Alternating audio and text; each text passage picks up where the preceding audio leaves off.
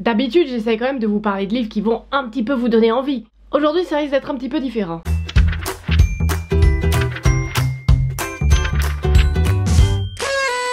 Bonjour et bienvenue, ici votre bon vieux Jeannot. Aujourd'hui j'avais envie de vous parler de 5 livres un petit peu étranges, un petit peu chelous comme on dit, mais je tiens d'abord à signaler que Poisson Fécond a déjà fait une vidéo du genre, donc je vous laisse aller voir ça après cette vidéo, et du coup on va parler d'autres livres, hein. Sinon c'est pas fou quoi.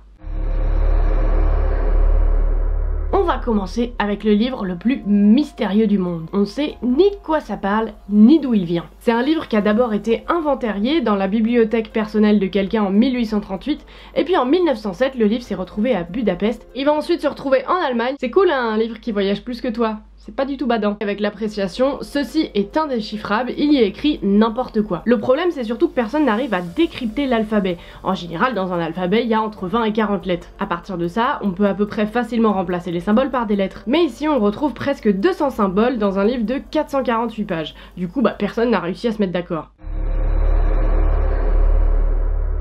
On va ensuite parler d'un manuscrit de 15 000 pages, et ouais clairement celui-là pour le lire faut être vraiment motivé. Pour vous la faire courte, c'est un groupe de jeunes fillettes au centre de l'histoire qui se retrouvent dans une sorte de guerre. Cette bricasse a été publiée à titre posthume. En général, un livre, en tout cas un roman, c'est entre 50 000 et 150 000 mots. Ici on parle quand même de 9 millions de mots. On y retrouve aussi 300 illustrations faites à l'aquarelle. Certaines de ces illustrations ont posé pas mal de questions sur le bonhomme qui a fait ça, parce qu'on retrouve des dessins de jeunes filles prépubères avec des organes génitaux masculins. Comme on a retrouvé ce bouquin après sa mort, clairement les passions se déchaînent. Les gens disent que c'était un psychopathe, un pédophile, qu'il était peut-être bipolaire, que c'était un serial killer.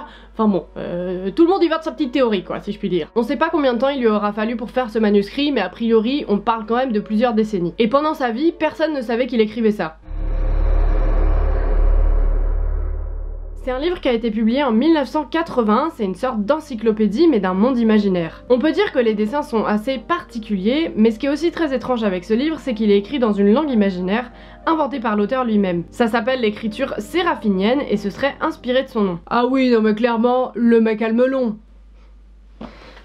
À cette heure, l'écriture n'a toujours pas été déchiffrée et pourtant les linguistes sont sur le coup. L'auteur aurait laissé une brèche dans 2 pages et on y découvre un homme allongé avec quelques mots écrits en français, un petit peu en bordel, mais a priori on pourrait distinguer la phrase « Fille orgiaque surgit et devinée, le premier jour sur la digue de Balbec ». C'est une phrase qu'on retrouve dans À la recherche du temps perdu de Proust et ça ferait référence au personnage d'Albertine. Mais apparemment l'auteur aurait fini par dire que son écriture n'avait pas vraiment de sens. Le livre a beaucoup épaté pour sa beauté et son étrangeté. Heureusement, il y a surtout des dessins quoi.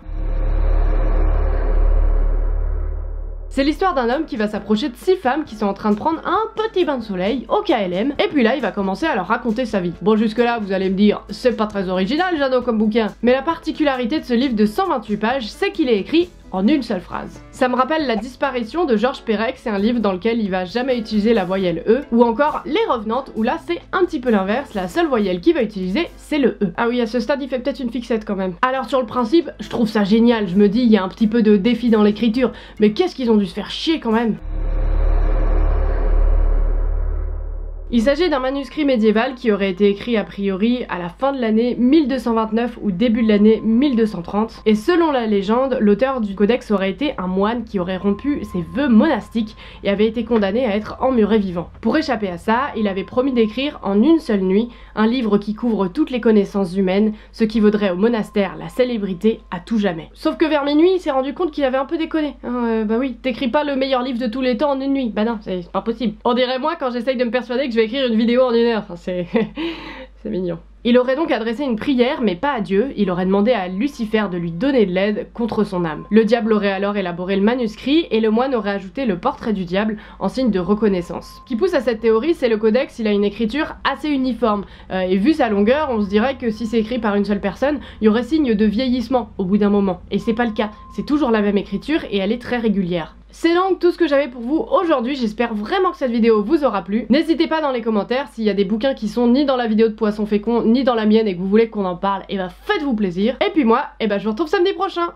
Allez, salut! J'espère que cette vidéo t'a plu. Si tu veux en voir plus, tu peux regarder la vidéo de la semaine dernière et même te faire un petit marathon, tu fais ce que tu veux. N'hésite surtout pas à t'abonner et si tu veux me soutenir dans cette folle création de vidéos, tu peux aller jeter un coup d'œil à mes comptes Utip et Tipeee. Et en attendant, si tu veux venir papoter, voici tous mes réseaux sociaux.